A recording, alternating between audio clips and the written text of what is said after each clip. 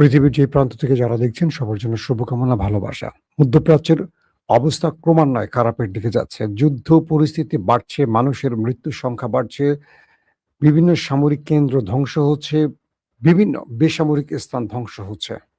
অবশেষে আমেরিকার সেনাদেরকে বা মূল্যবান যন্ত্রপাতি মধ্যপ্রাচ্য থেকে দ্রুত ইউরোপে সরানোর কাজ শুরু করে দিয়েছে আমেরিকা। অর্থাৎ তারা মধ্যপ্রাচ্যে এখন নিজেকে নিরাপদ ভাবতে পারছে না। ইরানের ধোলাই খেয়ে তারা পালাবার পথ খুঁজছে। দর্শক, বেশ কিছু গুরুত্বপূর্ণ খবরের প্রথম ধাপে আমি যে খবরটি দিতে চাচ্ছি সেটি হলো আমেরিকা তার কয়েকটি সামরিক ঘাঁটি থেকে সেনা এবং মূল্যবান সামরিক যন্ত্রপাতি, আকাশ প্রতিরক্ষা বলতে পারেন, রাডার সিস্টেম বলতে পারেন, ড্রোন, যুদ্ধ বিমান ইতালিতে সরিয়ে নেওয়ার পরিকল্পনা করছে বা ইতালিতে সরিয়ে নেওয়া শুরু করেছে ইতিমধ্যে। আরো কয়েকটি ইউরোপের দেশের সাথে আমেরিকা কথা বলছে যে কোনো সময় সেখানে সেগুলো সরিয়ে নেবে, কারণ ইউরোপের অনেক দেশে মার্কিন ঘাঁটি রয়েছে, এটা আপনারা জানেন। তো কেন হঠাৎ করে আমেরিকা ইরানের ভয় পালাতে শুরু করেছে তার অনেকগুলো কারণ খুঁজতে হবে। যে আমেরিকা বা সেন্টকম বারবার দাবি করছে তারা যুদ্ধে ইরানকে ধ্বংস করে দিচ্ছে, ইরানকে দুর্বল করে দিচ্ছে, সেই ইরানের ভয় তারা পালাচ্ছে কেন? এর আগের যে যুদ্ধটা ফেব্রুয়ারির 28 তারিখে শুরু হয়েছিল, সে যুদ্ধেও আমরা দেখেছিলাম যে আমেরিকা প্রথমে খুব বড় বড় বাকওয়াজ করেছিল, অনেক বড় বড় কথা বলেছিল, কিন্তু পরবর্তী দেখলাম এই আমেরিকাকেই পাকিস্তান, কুয়েত, তুরস্কের পা ধরে যুদ্ধবিরতি করাতে হয়েছে। তারা ইরানের কাছে নত হয়ে শেষ পর্যন্ত ইরানের শর্ত মেনে তারা এমওইউতে সিগনেচার করেছিল। পরবর্তী আবারও তারা যুদ্ধের মাঠে নেমেছে ইসরায়েলের প্ররোচনায়, এমনটি মার্কিন বিভিন্ন গণমাধ্যম দাবি করছে। কি ঘটছে আসলে? ইরান ইতিমধ্যে নজর দিচ্ছে তার কয়েকটা যুদ্ধের পরিকল্পনা, যে তাদের মানে বক্তব্য আসে সেখান থেকে আমরা যে পরিকল্পনাগুলো বুঝলাম একটু আপনাদের বিশ্লেষণ করে তুলে ধরছি। ধরেন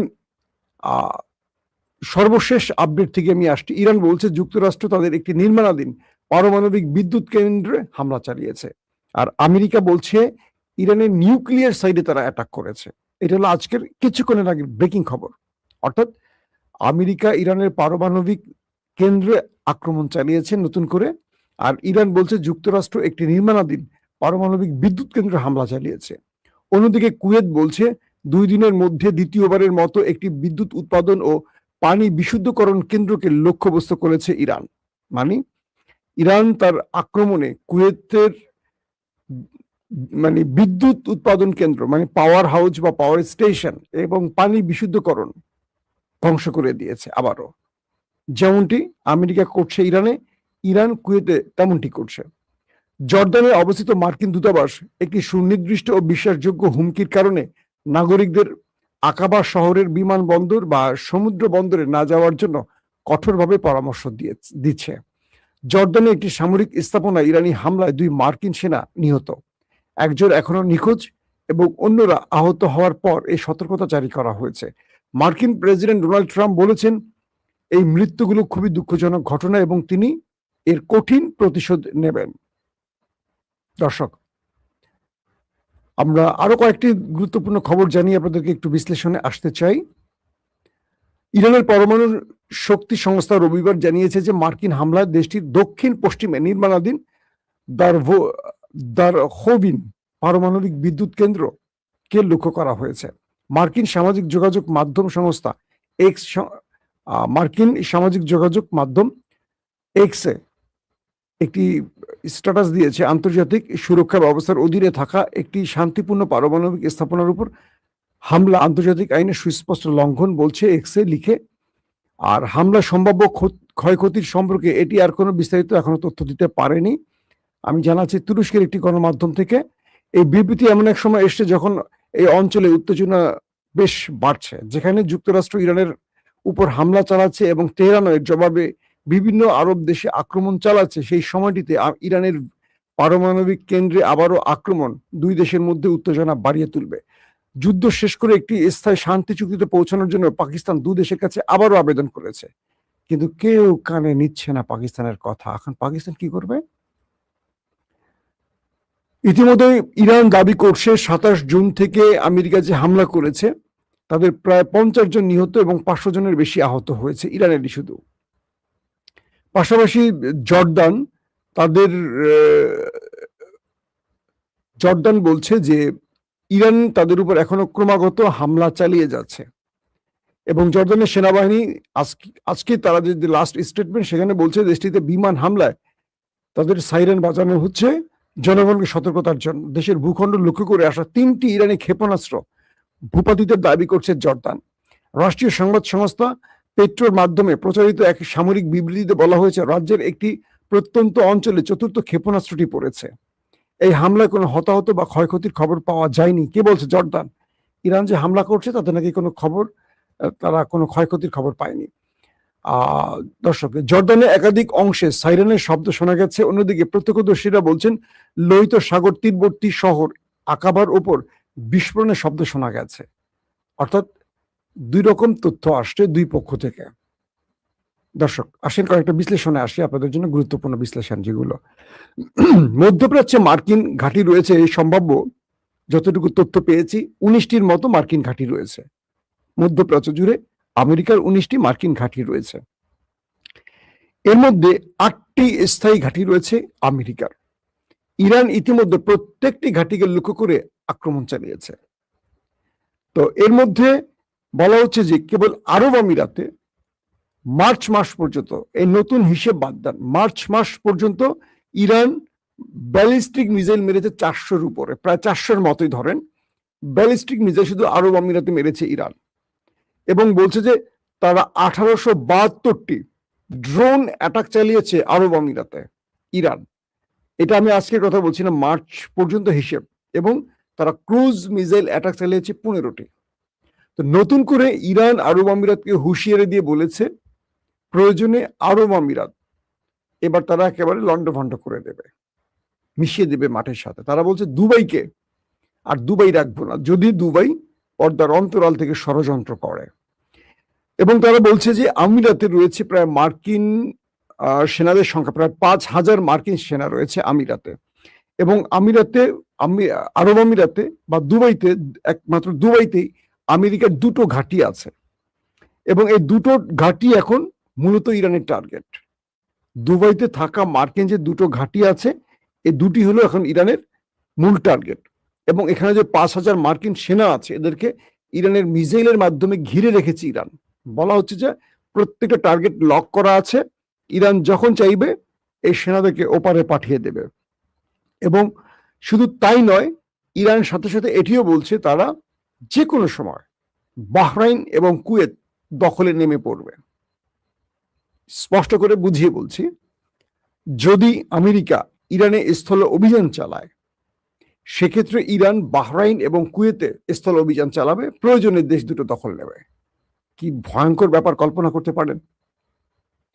যদি আমেরিকা ইরানের ভেতরে স্থল অভিযান চালায় সেক্ষেত্রে ইরান, বাহরাইন এবং কুয়েত এই 2টো মুসলিম দেশে স্থল অভিযান চালাবে, প্রয়োজনে দখল নেবে। এখন প্রশ্ন করবেন এটা কি সম্ভব? খুব ইজি বিষয়।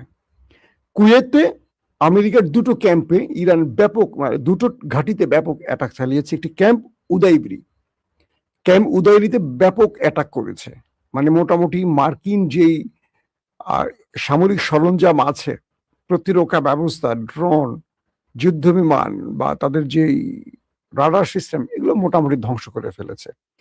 আরেকটি আছে আবি আল সালিম ঘাঁটি, এটিতে তো সিরিজ অ্যাটাক চালাচ্ছে ড্রোন এবং মিসাইল দিয়ে ইরান। আপনারা কম বেশি প্রত্যেক দিনই খবর পাচ্ছেন। তো ইরান থেকে মাত্র 104 কিলোমিটার দূরে এই, মানে ইরান থেকে কুয়েতের মার্কিন ঘাঁটির দূরত্ব 104 কিলোমিটার। তো ইরান থেকে যে 104 কিলোমিটার, এটা মামুলি দূরত্ব। তো ইরান এখান থেকে খুব স্বল্প মাত্রার মিসাইল বা ড্রোন দিয়ে কুয়েতকে মোটামুটি একদম ছেঁড়া বেড়া, সবচেয়ে বেশি এখন মার খাচ্ছে কিন্তু কুয়েত। তো ওরা বলছে যে এই 104 কিলোমিটারের মধ্যে ইরান যে কোনো সময় ঢুকে পড়বে যদি কুয়েত আমেরিকাকে তার ভূমি, আকাশ বা স্থল ব্যবহার করে ইরানে আক্রমণের অনুমতি দিতে থাকে কন্টিনিউ, তাহলে ইরান যে কোনো সময় কুয়েতে ঢুকে পড়বে। কুয়েতকে শাসিয়ে দিয়েছে ইরান, বলছে যে কোনো সময় ইরানের সেনারা কুয়েতে ঢুকে পড়বে এবং ঢোকা মানে আর ফিরে আসবে না। ইরাক যেমন কুয়েত দখল করছে, সবাই এগিয়ে আসছে, এই সুযোগটি আর পাবে না। কারণ ইরাক আর ইরানের মধ্যে পার্থক্য আছে, এটা বুঝতে হবে। এবং আমেরিকাকে বুঝিয়ে দিয়েছে তুমি যদি ইরানে স্থল অভিযান চালাও সেক্ষেত্রে ইরানও স্থল অভিযান চালাবে। কোথায়? কুয়েত, বাহরাইন, এই দুটো ছাড়া ইরানের নিকটবর্তী ধরেন আরব আমিরাত, এখানেও ইরান ঢুকে পড়বে। এগুলো ইরান ঢোকার মাত্র দেখবেন যে সেনাবাহিনী হাত পা গুটিয়ে উঠে পড়ে পালাবে। ইরাক যখন কুয়েতে ঢুকছিল মনে আছে, কুয়েতের সেনারা একটাও দাঁড়ায় না, উঠে পড়ে পালাইছে সব সাদ্দাম হোসেনের সময়। আর এখন তো ইরান আমেরিকাকে মাইট দিয়ে হিরো, তো ইরান যখন ঢুকবে এই দেশগুলো কোনো সেনাবাহিনী সামনে আর দাঁড়াবে না, সব পালাবে। তো বলা হচ্ছে বাহরাইনকে এবং কুয়েতকে যে তোমাদেরকে সর্বোচ্চ সতর্ক করছি আমরা, তোমাদের দেশ থেকে ইরানের ভেতরে হামলার বারবার ঘটনা হচ্ছে, আমরা সতর্ক দিচ্ছি, সতর্ক বার্তা দিচ্ছি, তোমরা অ্যাকসেপ্ট করছো না। এরপর ইরান তোমাদের দেশে ঢুকবে এবং স্থল অভিযান চালাবে, প্রয়োজনে সেই দেশগুলো দখলে নেবে। পাশাপাশি জর্দানে মার্কিন সেনারা ব্যাপক আকারে মার খাচ্ছে, ব্যাপক আকারে মানে ভয়াবহ মার খাচ্ছে, যদিও সংখ্যাটা তারা কমিয়ে বলছে। বলা হচ্ছে জর্দানে যে 2জন মার্কিন সেনা মারা গেছে, একজন নিখোঁজ, আরো প্রচুর সংখ্যক গুরুতর আহত রয়েছে। তো সেখানে এখন পর্যন্ত জর্দানে বিভিন্ন শহরে সাইরেন বাজছে, কারণ ইরানের মিসাইল সিরিজ একটার পর একটা ঢুকছে আর ড্রোন ঢুকছে, এইভাবেই মোটামুটি এই শহরগুলোকে কাঁপিয়ে তুলছে এখন ইরান। কিন্তু কয়েকটি বিষয় আমাদের মাথায় রাখতে হবে। আমেরিকা এখন টের পাচ্ছে যে ইরান যে মিসাইলগুলো ব্যবহার করছে, এই মিসাইলগুলো খুবই ভয়ঙ্কর মিসাইল, এবং আমেরিকার প্রতিরক্ষা ব্যবস্থা এই মিসাইলগুলো ইন্টারসেপ্ট করতে পারছে না। তাই ইরানের ভয়ে আমেরিকার সেনাদেরকে ইউরোপের বিভিন্ন ঘাঁটিতে সরিয়ে নিচ্ছে, তাদের যুদ্ধ বিমানগুলো সরিয়ে নেওয়ার কাজ শুরু হয়েছে। ইরান বলছে যে দুবাইতে তাদের তথ্য আছে, তাদের কাছে গোয়েন্দা তথ্য আছে, মার্কিন সেনারা দুবাইতে গুরুত্বপূর্ণ বিভিন্ন হোটেলে আশ্রয় নিয়েছে। ইরান বলছে প্রত্যেকটি খবর আমাদের কাছে আছে, যে কোনো সময় সেই হোটেলগুলো আমরা উড়িয়ে দেব, মানে পুরো হোটেল উড়িয়ে দেবে ইরান। বুঝতে পারছেন? মানে ইরানের কাছে রিয়েল টাইম ইন্টেলিজেন্স সব পৌঁছচ্ছে, স্যাটেলাইট ইমেজ চীন কন্টিনিউ সাপ্লাই দিচ্ছে ইরানকে, কোথায় কোথায় মার্কিন ঘাঁটিগুলো এখন আছে, কোথায় কোথায় কি করছে। অর্থাৎ চীন এবং ইরান এবং রাশিয়ান তাদের যে ইন্টেলিজেন্স গুলো, গোয়েন্দা মাধ্যমগুলো এখন প্রতি মুহূর্তে মধ্যপ্রাচ্যের আপডেট কাজ করছে। আমেরিকা কোথায় পালাচ্ছে, কোন হোটেলে যাচ্ছে, কোথায় গিয়ে মদ খাচ্ছে, সব জানে। তো ইরান যেখানে টার্গেট সেখানে মারতে পারছে। আজকে দুপুরে যে লাস্ট খবরটি দিয়েছিলাম সেখানে আপনাদেরকে আমি একটা খুব দুর্দান্ত খবর দিয়েছিলাম, সেটা কি, সেনকম বলছে ইরানের আমেরিকার যেই মানে সেন্ট্রাল কমান্ড, তারা বলছে ইরান এমন মিসাইল এখন ব্যবহার করছে এটা পূর্বে তারা করেনি। এই মিসাইলটি খুবই স্পিডে আসছে, এসে যখনই তারা ইন্টারসেপ্টর ব্যবহার করে বা ইন্টারসেপ্টরের জন্য মিসাইল ছোড়ে, অ্যান্টি মিসাইল, তখন ইরানের এই মিসাইলটি তার গতিপথ পরিবর্তন করে ফেলে, গতিপথ পরিবর্তন করে এটা তার স্পিডকে আরো কয়েক গুণ বৃদ্ধি করে। যখন এটা বৃদ্ধি করে এটাকে আর কোনো ইন্টারসেপ্টের সুযোগ থাকে না, এবং টার্গেটে এত দ্রুত হিট করে, এত বেশি বিস্ফোরণ ঘটায় যে ব্যাপক ক্ষয়ক্ষতি হচ্ছে। তো এই কারণে আমেরিকা তাদের প্রচুর মূল্যবান প্রতিরক্ষা ব্যবস্থা, রাডার সিস্টেম, সেনা, তাদের ড্রোন, তাদের যুদ্ধ বিমান গোপনে গোপনে বিভিন্ন জায়গায় সরিয়ে ফেলছে। আর ইরানও জানে কোথায় কোথায় সরাচ্ছে, ইরান বেছে বেছে সেই দেশগুলোকে টার্গেট করছে। এখন দুবাইকে সতর্ক করছে, দুবাইতে আজকে রাতে কেন অ্যাটাক হয়ে বসতে পারে, কারণ দুবাই যদি ইরানের কথা না শোনে। কুয়েত আর জর্দান আর বাহরাইন মার খাচ্ছে মোটামুটি ভালোভাবে, জর্দানটাকে একটু বেশি দেওয়া উচিত, এ কারণে এটা কোনো মুসলিম দেশের মধ্যেই পড়ে না, এটা হলো আমাদের মতো মুসলিম আর কি, বুঝছেন না ভাই? আপনি তো আর্জেন্টিনার পক্ষে কথা বলছেন, আর্জেন্টিনা তো নেতানিয়াহু সাপোর্ট করছে, তাহলে আপনি কাফের হয়ে গেছেন ভাই। নেতানিয়াহু যদি কালকে বাংলাদেশ সাপোর্ট করে আমি কাফের হয়ে যাবো? নেতানিয়াহু তো মিশরের পক্ষে আছে, নেতানিয়াহু তো আরবের পক্ষে আছে, নেতানিয়াহুর সাথে সবচেয়ে বেশি খাতির কাদের? আরব আমিরাত, বাহরাইনের সাথে, তাই না? তো সেই দেশগুলো আপনারা কাজ করতে যান কেন আরব আমিরাত, বাহরাইনে? ওই টাকাটা হারাম হয় না আপনাদের? হয় কিনা বলেন? যেখানে ইসরায়েলকে স্বীকৃতি দিচ্ছে, ইসরায়েলের সাথে সবচেয়ে বন্ধুত্ব, এবং ইসরায়েল ইরানের যুদ্ধের সময় আরব আমিরাতের নেতানিয়াহু, তাদের মোসাদ প্রধান, তাদের সেনা প্রধান কয়েকবার গোপনে সফর করে গেছে, এবং ইসরায়েলের প্ল্যান প্রোগ্রামে আরব আমিরাত ইরানে আক্রমণ করছে, আরব আমিরাত এবং সৌদি আরব। কার বুদ্ধিতে? ইসরায়েলের বুদ্ধিতে। তো ইসরায়েলের সাথে যদি এত মাখো মাখো প্রেম থাকে সৌদি আরবের, আরব আমিরাতের, বাহরাইনের, জর্দানে, তো সেই দেশে আপনারা চাকরি করতে যান কেন, কাজে যান কেন? নাজায়েজ হয় না আপনাদের? বা সেখান থেকে রেমিটেন্স এটা হারাম হয় না? ইসরায়েল প্রেসিডেন্ট মেসিদের সাপোর্ট দিচ্ছে, এই জন্য মেসির হারাম হয়ে গেছে। কি অদ্ভুত যুক্তি! খেলারকে আমরা একটু বিনোদন হিসেবে নিচ্ছি, আমরা মজা করতেছি, তর্ক বিতর্ক হচ্ছে, এটা আনন্দ। 1 মাসের আনন্দ শেষ, যে যার মতো আমরা আমাদের কাজে থাকবো। এটাকে কিভাবে যুক্তি দিচ্ছে? যদি ধর্মে আসেন, আমি ধর্মে আপনাদের সাথে বিশ্লেষণে আসেন, ধর্মে কে আসবেন? আর্জেন্টিনায় যে মুসলমানরা আছে তারা কোন পক্ষে আছে? আর্জেন্টিনা যে মুসলমানরা নির্বিঘ্নে নামাজ আদায় করতে পারছে, এবং আর্জেন্টিনা যে বাংলাদেশকে তাদের সেকেন্ড হোম বলছে, দেখেন বাংলাদেশের প্রত্যেকটা গণমাধ্যম আর্জেন্টিনা থেকে নিউজ প্রচার করছে, বিশাল বিশাল মসজিদ তৈরি হয়েছে সেখানে, মুসলমানরা খুব নির্বিঘ্নে সেখানে নামাজ আদায় করে এবং তাদের ধর্ম পালন করে, কখনো মুসলমানদের উপর হামলার ঘটনা ঘটেনি। আর্জেন্টিনায় বাংলাদেশকে তারা সেকেন্ড হোম বলছে। এই যে আমাদের সাথে একটা সম্পর্ক, মনে রাখবেন, কোন বিধর্মীকে কাফের আখ্যা দিয়ে দূরে ঠেলবেন না। ইসলাম বলে কি জানেন? ইসলাম বলে বিধর্মীদের সাথে সবচেয়ে বেশি বন্ধুত্ব করো এবং তাকে দাওয়াত পৌঁছে দাও। আপনার ব্যবহার আপনাকে অনেক মানে কি মানুষের হৃদয়ে পৌঁছে দেবে। আমি খেলার মধ্যে একটি সংবাদ দেখছিলাম, এক নারী জিউস ছিলেন, জিউস বোঝেন তো, তিনি মুসলিম হয়েছেন, তিনি ক্রিকেট, এই যে ফুটবল বিশ্বকাপ হচ্ছে, সেই ফুটবল বিশ্বকাপের গেটের সামনে গিয়ে কোরআন শরীফ এনে নিয়ে বসে আছেন, ফ্রি কোরআন শরীফ দিচ্ছেন। একজন জিউস মুসলিম হয়েছেন, তার বাবা মা তাকে ত্যাগ করছে, তার স্বামী তাকে ত্যাগ করছে, পরবর্তী তার বাবা মুসলিম হয়েছে, স্বামী আর হয়নি, তার বাবা মুসলিম হয়নি। সেই মেয়েটি মুসলিম হয়ে এখন খেলার স্টেডিয়ামের সামনে কোরআন নিয়ে বসে আছেন, প্রচুর কোরআন নিয়ে এবং বিভিন্ন ইসলামিক বই নিয়ে বসে আছেন। কেন? এগুলো মানুষকে ফ্রি দিচ্ছেন। যেভাবে তিনি কোরআন পড়ে মুসলিম হয়েছেন, বাকিরা যেন হয়। সেখানে একটা ছোট বুক লিস্ট তৈরি করছেন, প্রশ্নের উত্তর তৈরি করছেন, যে কেন আপনি মুসলিমকে ভালোবাসবেন না, কেন মুসলমানদের অপছন্দ করবেন, কেন মুসলমানদের সম্পর্কে জানবেন, এর অনেকগুলো প্রশ্ন তৈরি করা আছে। সেই বইটা পড়লে মানুষ মুসলমানদের সম্পর্কে অসাধারণ বিষয়গুলো জানবে।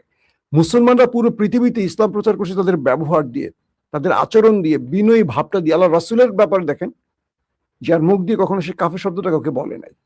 আর আমরা এত বেশি, রাসূলের চেয়ে বেশি মানে ধার্মিক। আপনারা মানে বিতর্কের জন্য কোথায় নিয়ে যান ধর্মটাকে? এখন আমাদের হুজুরদের মধ্যে আকীদা নিয়ে বেজে গেছে। আজকে দেখলাম অনেক জায়গায় হিন্দুরা পর্যন্ত, শেখ হাসিনার সময় বলছিল যে মাদ্রাসার বন্ধ করতে হবে। আজকে দেখছেন না অনেক জায়গায় সোশ্যাল মিডিয়া ভাইরাল হচ্ছে। আমাদের মুসলমানদের জন্য বিপদ আসতেছে। যারা আকীদা নিয়ে প্রশ্ন করছেন, এদের নিজেদের আকীদা কিন্তু ঠিক নাই। ভালো করে খোঁজ নেন, এদেরকে মাসোহারা কে দেয়। আমি আবারও বলছি, বাংলাদেশে যারা আলেম আছেন, তাদের চেয়ে বড় বড় আলেমরা পৃথিবীর অন্যান্য জায়গায় ছড়িয়ে আছে। আপনারা তাদেরকে ফলো করতে পারেন। আমাদের এই দেশের এই মাজারপন্থী, দরগাপন্থী বা যারা এই আকীদা নিয়ে লড়াই করার লোক, এদের বাইরে একটা বিশাল মুসলিম উম্মাহ আছে। এটা বাংলাদেশের বাইরে আপনারা যারা থাকেন তারা বুঝবেন, যারা মধ্যপ্রাচ্যে আছেন তারা জানেন, যারা অন্যান্য মুসলিম দেশে আছেন তারা জানেন যে আমাদের দেশের ধর্ম পালনার বাইরের সাথে অনেক পার্থক্য। আমাদের দেশের পীর, বুজুর্গ, দরগা, এই জিনিসগুলোর মধ্যে ইসলামকে আটকে ফেলা হয়। আমি এগুলোর বিরুদ্ধে না, বলছি আটকে ফেলা হয়। ইসলাম যে আলাদা একটা মানে আমাদের জন্য একটা কনস্টিটিউশন, কোরআন, এটাকে বুঝতে দেয়া হচ্ছে না। মানুষকে কোরআনের কাছে না গিয়ে বলতেছে তুমি আমার কাছে আসো, মানে আমি আলেম, আমার কাছে আসুক, তাকে কোরআন তুলে দিতে হবে। ওই ব্যক্তি কোরআন পড়ুক, আপনি তো কোরআন না, আপনার ভুল আছে, ভ্রান্তি হতেই পারে। তাই আমার কাছে একটা খুব কষ্টকর বিষয় হলো কি জানেন, আমি যে কথাটা দিয়ে শেষ করতে চাই, মুসলমানদের খেলাফত, যেটা আব্বাসী খেলাফতের ইতিহাস আজকে দুপুরে একবার বলেছিলাম, ধ্বংস হয়েছিল কেন জানেন? পুরো পৃথিবী যখন কন্ট্রোলে মুসলমানদের, জ্ঞান বিজ্ঞানে বাগদাদ সেরা, পৃথিবীর বিভিন্ন জায়গা থেকে মানুষ আসছিল এই বাগদাদে শুধু জ্ঞান অর্জনে। তখন এক মুসলমান আরেক মুসলমানের মধ্যে ফিতনা শুরু হলো কি, এই কাফের এই কাফের, এটা হালাল এটা হারাম, সুন্নি না শিয়া, এই যে দ্বন্দ্বগুলি শুরু হলো, এই দ্বন্দ্বগুলি মুসলমানদেরকে এমন ভাবে বিক্ষিপ্ত করলো, এই সময়টা হালাকু খান এসে পুরো বাগদাদকে ধ্বংস করে দিয়ে মুসলমানদেরকে মেরে রক্তের সাগর বানিয়ে দখল করে চলে গেছে। এখন আমাদের এই আকীদার হুজুরগুলো হলো সেই টাইপের, মুসলমানদের মধ্যে বিভাজন তৈরি করতেছে। এরা মনে করে এরা পীর সাহেব, এরা পীর সাহেব না, এরা পীর সাহেব না, এরা ইবলিসের কাছাকাছি আত্মীয় স্বজন যারা আকীদা নিয়ে কথা বলে। এরা মুসলমানদের মূল পরিচয় নয়। এই দেশে একজনও নবী রাসূল আসে নাই। যেই দেশগুলোতে নবী রাসূলরা আসতেন, বড় বড় স্কলারের জন্ম হয়েছে, তাদের কাছে আমাদের দেশের অনেক স্কলাররা কিচ্ছু না। এরা ধর্ম ব্যবসা করছেন, অনেক মাজার ব্যবসা করছেন, পীর ব্যবসা করছেন। ডাইরেক্ট বলছি আমি, ইসলাম এখানে নেই। ইসলাম কোরআন এবং হাদিসের কাছে। আপনাদেরকে যারা বিভ্রান্ত করবে সেই বিভ্রান্ত হবেন না। আপনার ঈমান। কারো কুপরামর্শ ধ্বংস এটা আপনি কেন করবেন? আপনি কোন জামাত বাদ দেন, চরমোনাই বাদ দেন, খেলাফত বাদ দেন, হেফাজত বাদ দেন। আপনি নিজে প্রকৃত মুসলিম হতে গেলে এবং হতে হলে কোরআন এবং হাদিসের কাছে যান।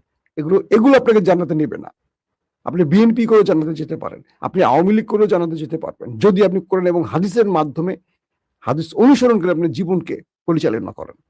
আবার ওইটা বলছি না যে আওয়ামী লীগের ওই লুটপাট ধান্দাবাজি করলে আপনি আবার জান্নাতে যাবেন না। মানে বলছি আপনাকে যে রাজনীতি আপনাকে জান্নাতে নেবে না।